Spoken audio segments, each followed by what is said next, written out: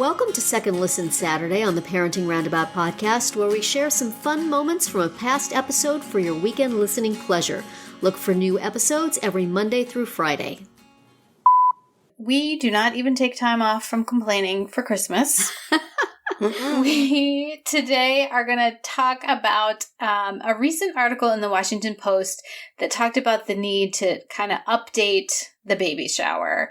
It says new parents need childcare help, meals and groceries, therapy, social support. Steer your friends and family toward helping with support costs instead of shelling out money for top-of-the-line new stuff, like baby stuff.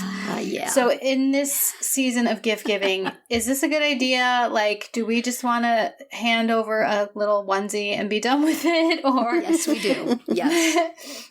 I mean, as a giver, I probably would, but as a new parent, I definitely would have. I mean, you do need stuff. You absolutely need stuff. But, getting help is really important too. Like one thing that they talked about in this article, like right at the baby shower, set up the like meal train for bringing food when the baby comes, which I think that's a good idea. Because anybody who brought me food when I had babies, I was extremely grateful. My question with that is, who is coming to this baby shower? Because I've recently been to a baby shower for somebody who doesn't live near me. She's a daughter of one of my husband's cousins. I see her only at weddings and showers. Mm-hmm. I don't even know where she lives, but I'm pretty sure it's not in meal-toting distance from me, and I don't know that she would want a meal from me, random relative she barely knows. So this assumes that you have a warm personal baby shower with your immediate friends and relatives, and then it's fine. But I don't want to just, I guess if they said, here, go to this GoFundMe page and chip in for a lactation consultant, okay. Be easier than getting a gift card for Baby Place, which I probably would be doing. But at least here in New Jersey, baby showers have sort of a broader guest list, than what they seem to be talking about here. And also, I'm not sure. Now, I had an adoption shower, but I never had a baby shower. How much do you, as a young person having your first baby, know what you're going to need in the way of support? Yeah. Some people might need a lactation consultant. Some people might not. Some people might need a night nurse. Some people might not want it. It seems like what it's going to be is some older relative saying, now, honey, you're going to need this and this and this. You don't need that fancy baby stroller that you want. You don't need all those clothes. You need this and this and this. And it's like, what fun is that? Give her some flashy presents. I think this woman was talking about her shower from the perspective of being a mom and knowing what she would have needed. Right. But when she was actually having that shower, if she would have been psyched to get this stuff, I don't know. Right. Well, I really liked what my son's friends did for their wedding this past summer. And they did a combination. There's a site, I think it's, Tie the Knot or something, but where they can put down, physical items that they want and experiences or services that they want. Mm-hmm. Mm-hmm. So, and I like that option because, as a registry, basically. Yeah. It was like a registry. Yeah. And so, and you could just like donate money online and they would get the money and somehow. Mm. But see, for me personally, like I would prefer to outsource and have the, like say, for example, an Uber Eats gift card. Or, because I feel like, well, there's definitely a trend that's moving away from collecting stuff and there's kind of like that whole reuse, recycle, upcycle kind of stuff, which in some cases is good and not so good.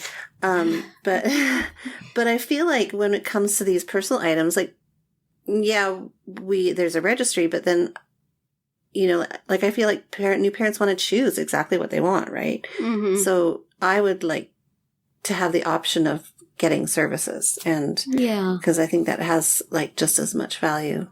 Yeah, if it can be done in a really sort of generalized way, but it's like, you may, I'm not sure what they mean by like experiences, but like for some families, it might be cool to have, a membership to a museum or a trip to Disney or whatever, but then you have your baby and it's premature or it's got special needs or whatever, and then you need a whole other set of experiences. Right. Where's my gift card for a speech therapy? Can I have a gift card for, Uber to the hospital and back to visit my kid in the NICU? It seems like if you're going to do it this way, maybe what you want to do is have the shower after the baby is born, when you know specifically what you wish you had. Give the new parents a month and then throw them a party. That's what we did. I had my baby shower, I think my son was a month old. And then for my daughter. It's also a better way to do a shower or a celebration for a second or third kid. Yeah. Because then you do know. You do know, and but you don't already have a lot of stuff. Yeah. Right. You don't really need stuff. But if people brought you like frozen meals and, diapers and, here's all the days that I can take your older child to the park or whatever, like that sort of stuff is, I think, even more useful when it's a subsequent child.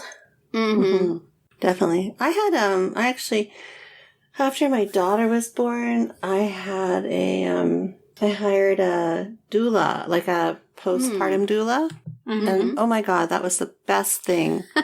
One of the best things about having a child was but it was expensive and I couldn't afford to have her all the time. But it was so nice to have just somebody come in and, fold some clothes or help me with, something that was going on, change a diaper. I don't know. It was just a really nice kind of a support service kind of thing that was recommended to me. So kind of the type of thing that like a family member might have done if you had one nearby. Right.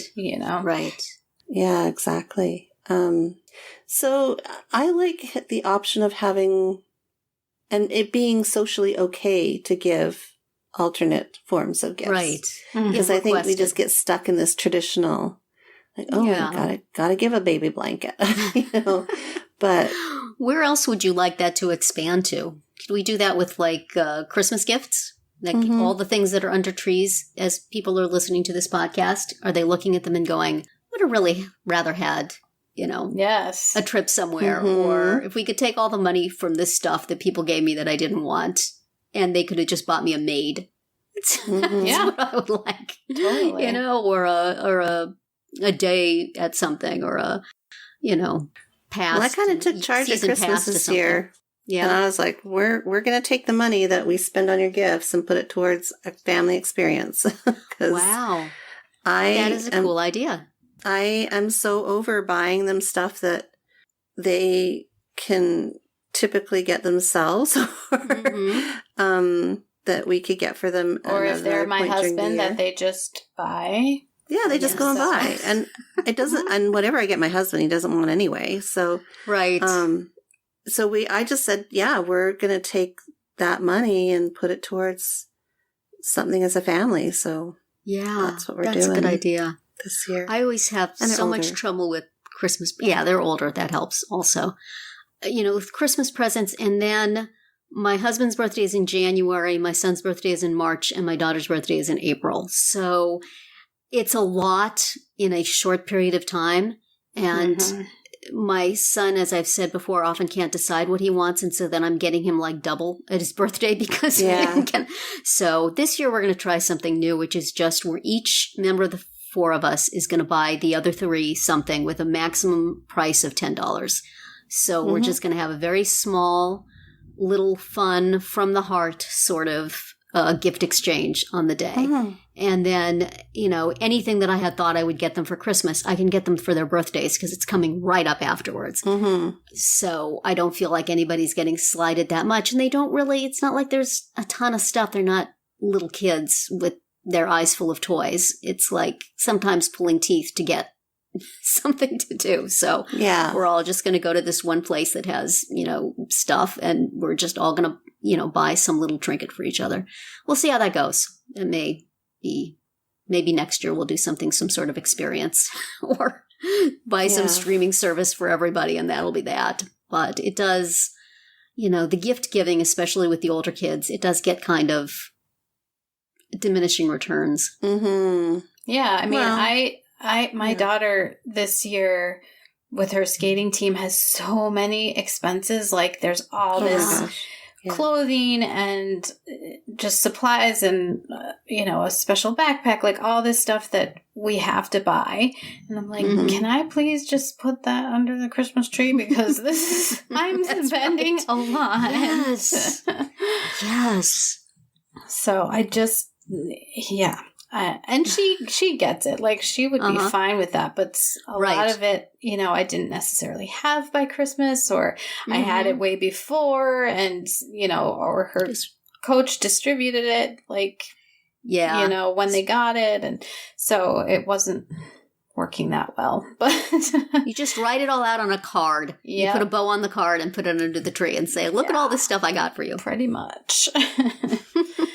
Well, there should be a better way. And certainly, I think everybody who goes to showers and everybody who gives gifts for anything else wants the thing to be as useful as possible, not, and fairly easy also, but not something that's going to turn out to be an unnecessary expenditure of funds. So maybe this sort of trend will be helpful eventually, but I'm still not going to cook meals for somebody I see once a year. I don't think they would. Well, I wouldn't cook the meals. My husband would cook the meals, but interesting ideas.